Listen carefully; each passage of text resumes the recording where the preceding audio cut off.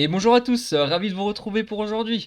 On se retrouve avec le Bitcoin et une map entièrement dans le vert. Le Bitcoin a donc réussi à prendre quelques pourcents.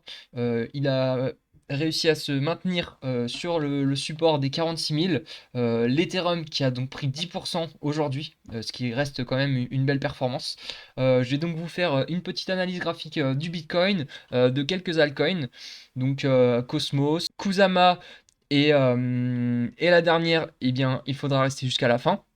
Et je vais vous passer également quelques news. Et ça commence maintenant.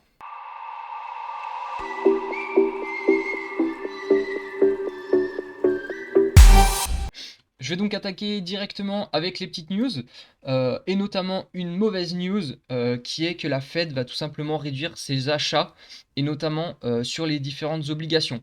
Donc ça peut avoir un contre-coup sur le Bitcoin et en même temps un aspect positif. Je m'explique, c'est-à-dire qu'ils vont limiter l'argent sur les obligations, mais cet argent peut également se déverser ailleurs, que ce soit sur les actions ou la crypto-monnaie. Donc si les institutions commencent à s'intéresser encore plus aux cryptos, peut-être que au lieu d'investir dans les obligations, ils trouveront une réserve de valeur dans le Bitcoin et dans toutes les autres crypto-monnaies. Donc, ça peut être intéressant. On continue avec encore les États-Unis qui adoptent donc un nouveau texte pour lever le plafond de la dette. Donc eux, c'est les champions. Ils arrivent à toujours continuer à augmenter leur plafond de dette. Jusqu'à maintenant, ça a été fait encore 2 ou 3 fois cette année. Donc là, je crois bien que c'est la troisième fois, si je me souviens bien. Donc, comme c'est marqué dans l'article, effectivement, la dette est donc de 28 milliards. 28 000 milliards, pardon.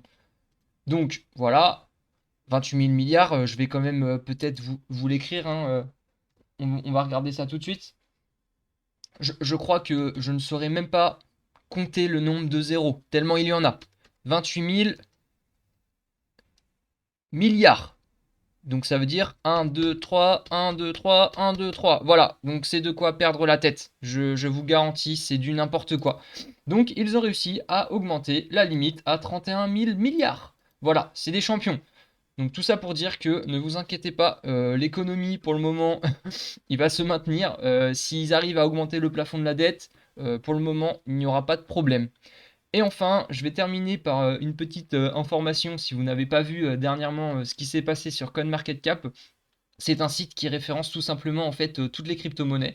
Il y a eu un énorme bug qui a fait que toutes les crypto-monnaies ont explosé d'un seul coup. Donc nous nous sommes retrouvés effectivement avec le prix d'un Bitcoin qui était complètement démentiel, d'un Ethereum, et j'en passe, hein, le Cardano, le XRP, le Solana, n'importe quoi. Bon, il n'y a que les stablecoins qui ont réussi à se maintenir à leur valeur initiale, mais bon, pour le reste, je pense que vous auriez été très content. En tout cas, moi j'ai vu mon portefeuille, je me suis demandé pourquoi il y avait quelques milliards dedans. Donc on enchaîne sur l'analyse technique. Je vais commencer avec le Bitcoin. Comme je vous le disais dans les dernières vidéos, on peut voir que nous avons bien croisé bullish au niveau du MACD. Donc cet indicateur nous montre tout simplement que nous sommes sur une tendance baissière. J'avais dessiné ce qui s'apparentait à un triangle de compression, comme on peut le voir avec ces deux droites là qui se croisent. Le triangle de compression est un signe tout simplement justement de compression du cours au moment où on casse le triangle. Donc dans notre cas ici on a cassé à la hausse. Donc il faut prendre l'entrée du triangle et ensuite le reporter à la sortie. Et c'est censé nous donner en fait, en quelque sorte, les objectifs d'atteinte. C'est pour ça que j'avais mis notamment cette barre à 81 000, parce que dans notre cas, si on cassait ce triangle à la hausse, on pouvait sans doute probablement aller taper les à 80 000. Maintenant, on peut voir qu'on est en train de faire un petit retracement pour faire un petit pullback. Donc dans notre cas, j'imagine très bien ce petit scénario où on vient continuer comme ça. Peut-être qu'on vient tranquillement aller, voilà, faire ça pendant encore 1 ou 2 semaines. On va continuer à ranger entre les 50 et 46 000 le temps que le mois de décembre se termine. Et ensuite, on va repartir à la hausse pour peut-être aller taper les 80 000. Donc ça, pour le moment, c'est mon scénario probable. Maintenant, il faut également aussi se dire que si jamais on continue cette chute et que nous n'arrivons pas à retaper plus haut que les 50 000 dollars, et notamment, donc même un peu plus haut, parce que là, ici, c'était une grosse résistance au niveau des 53, 52 même, et bien dans ce cas, si on arrive aux 40 000, c'est là où il va falloir se poser des questions. Peut-être que si on passe en dessous des 40 000, on ira voir un peu plus bas au niveau des 30 000. Donc, c'est tout à chacun. N'importe quel scénario peut être envisagé. Moi, j'envisage les deux possibilités. Je vous ai dit dans quelles conditions cela pouvait se passer. Maintenant, à vous de voir. Donc nous allons enchaîner sur Atom Cosmos. Atom... Non, ça c'est ATM. Atom. Atom. Alors, pourquoi est-ce que je vous ai parlé de... Je vais vous parler de cette crypto-monnaie, tout simplement. On peut voir que nous avons cassé le support autour des 23. Donc peut-être que nous allons revisiter les 10 ou se maintenir au 18. Donc ça, on ne sait pas encore. Cela va dépendre. Pour le moment, on peut probablement aller jusqu'au 18. Si on casse plus bas, donc comme je le disais, on ira sans doute jusqu'au 10. Autrement, on va peut-être continuer à ranger entre justement les 24 et le 18. Ensuite, on peut également voir si on se met en daily avec un petit retracement donc, de Fibonacci pour vous montrer que nous sommes actuellement en zone de rechargement. On vient donc de rentrer dans la zone, donc entre les 0,618 et les 0,786, ça reste une zone intéressante.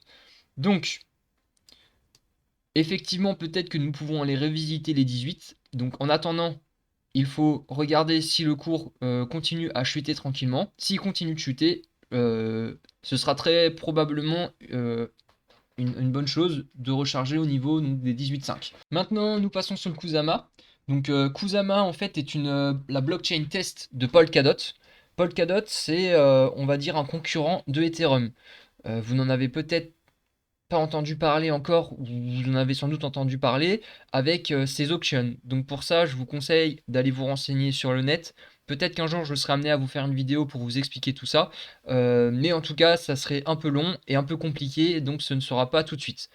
Maintenant, il faut savoir également que le Kusama peut être stacké, donc c'est-à-dire que vous aurez un rendement de 12% par exemple sur Kraken, et également sur Binance, à peu près équivalent.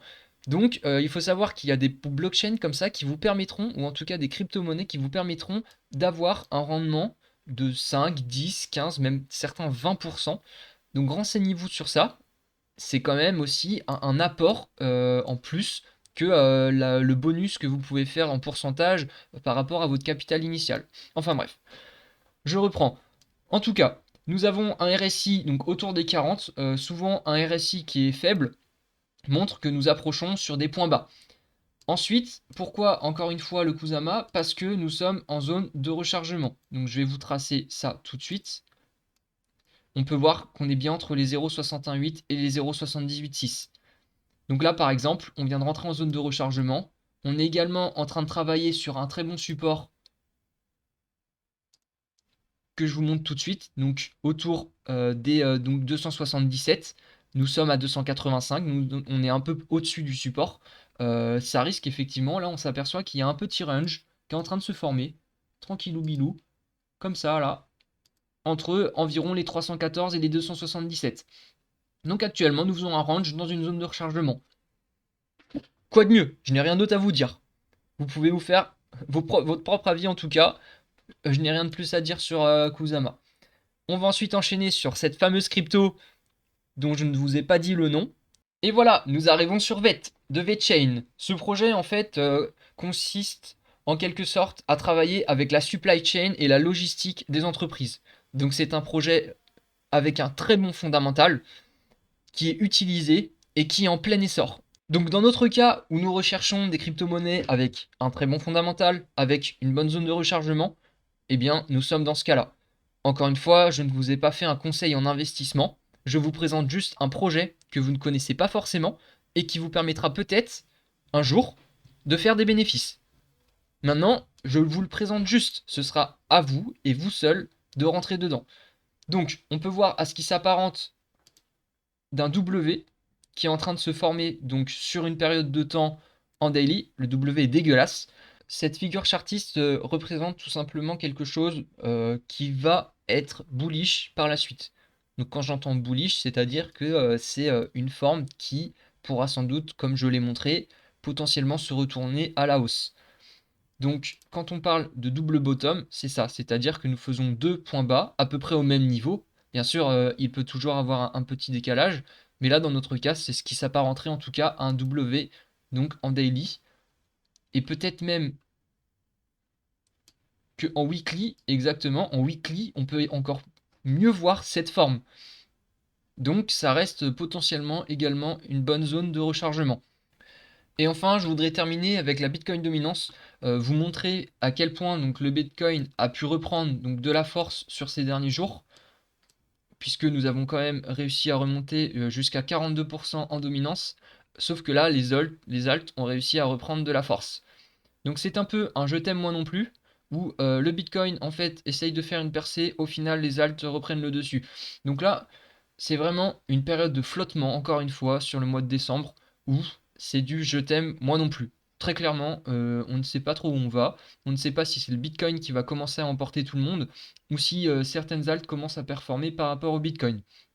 Donc là, on pourra le savoir que d'ici la fin du mois ou le début janvier. Il faut attendre que toute la fin d'année se passe avec la clôture, que ce soit pour les traders ou même pour les institutions. Et ensuite, nous aurons peut-être un peu plus de visibilité sur début janvier, comment le cours pourra se comporter.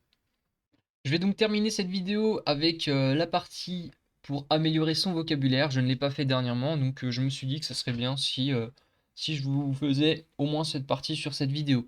Donc, je vais commencer. Le MACD, c'est quoi? C'est tout simplement cet indicateur qu'on voit ici. C'est un ensemble de moyennes mobiles en fait qui permettent d'avoir des croisements entre ces deux droites.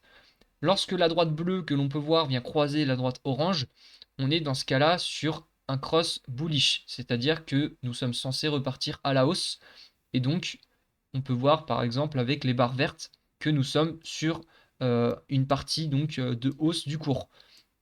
Donc par exemple, si on regarde quand même ici, effectivement, lorsque là ça a croisé, on a commencé à repartir à la hausse. Je vais vous donner un exemple encore plus concret. Donc je vais réduire ça, paf. Là, ici, par exemple, par exemple, ici, on avait recroisé donc bullish. Vous voyez bien le rallye qu'on a eu derrière. Ensuite, on a donc le RSI. Le RSI, c'est quoi? C'est également un autre indicateur, donc qui est très utilisé avec le MACD. Cette fois, le RSI, c'est celui-ci. Ça veut dire Relative Strength Index. En fait, ça montre tout simplement la force du marché actuel. Lorsque nous dépassons 70, nous sommes alors sur une zone de surachat. C'est-à-dire qu'il y a énormément d'achats et donc lorsque nous atteignons des valeurs telles que 90-95, c'est souvent lorsque nous atteignons le top du marché. Et enfin, il en va de même lorsque nous touchons la barre des 30 et que l'on descend en dessous, on est sur une zone de survente. Et donc c'est à ce moment-là que l'on vient souvent avoir le point bas du marché. Donc sur des temps super longs tels que en daily ou en weekly, notamment en weekly, c'est super pertinent parce que on peut vraiment voir où est-ce qu'on en est. Actuellement, avec un RSI de 47, on peut voir que nous avons de la marge pour progresser au moins jusqu'au 70, voire 80-90. Donc pour les personnes qui pensent que actuellement le Bitcoin a fini sa montée, vous avez cet indicateur qui est en train de vous montrer le contraire. Nous continuons avec le mot dit FOMO ou Fear of Missing Out. En fait, c'est un terme qui est utilisé régulièrement en anglais et notamment sur le marché de la crypto-monnaie pour tout simplement dire la peur de manquer quelque chose. Donc quand on dit que tu FOMO sur une crypto-monnaie, c'est-à-dire que tu as acheté parce que tu avais peur de rater le train. Donc tu avais peur en fait d'acheter encore plus haut. Sauf que souvent, quand on dit qu'on FOMO, c'est que la crypto-monnaie a déjà énormément performé. Et donc que vous courez après le train. Donc c'est-à-dire que vous êtes rentré beaucoup trop tard. Ce n'est pas du tout le bon processus pour rentrer sur une crypto-monnaie. Ensuite, le FUD, c'est Fear, Uncertainty and Doubt. C'est encore de l'anglais. C'est souvent utilisé comme terme lorsque nous avons des mauvaises news qui arrivent. Comme par exemple quand la Chine a dit qu'ils allaient bannir les mineurs. Ou tout simplement que l'Inde a dit qu'ils allaient bannir totalement la crypto-monnaie. Voilà, donc le FUD, c'est vraiment un mot utilisé plus pour les nouvelles. Ensuite, nous avons buy the dip. Encore un terme anglais, c'est de racheter le plus bas. Lorsqu'on dit qu'on veut buy the dip, c'est d'avoir un point super bas et essayer de toucher le point le plus bas pour avoir une meilleure entrée. Ensuite, double bottom. Et je vais également vous faire, donc dans notre cas, double top. comme je vous l'expliquais tout à l'heure, un double bottom, ce sont deux points bas d'à peu près une zone équivalente. Donc, je vais peut-être réduire la time frame. C'est exactement pareil que pour lorsque je vous parlais du MACD ou de RSI, c'est que plus la time frame est longue, plus l'indicateur est pertinent. Donc là, dans notre cas, on peut voir par exemple que nous avons ici un W. Là, comme ça. Il se structure ainsi. Voilà. Donc ça, c'est un double bot. Et on peut voir également la même chose avec un double top. Donc là, ici dans notre cas, on vient taper deux fois à peu près sur la même valeur et ensuite on vient rechuter. Donc ce sont des choses qui sont souvent utilisées sur le graphique avec un double top et double bot. Encore des termes anglais, mais qui peuvent vous être utiles. Donc voilà, c'est tout pour aujourd'hui. Je vous remercie d'avoir écouté cette vidéo. N'hésitez pas à vous abonner et on se retrouve pour la prochaine. Ciao, ciao!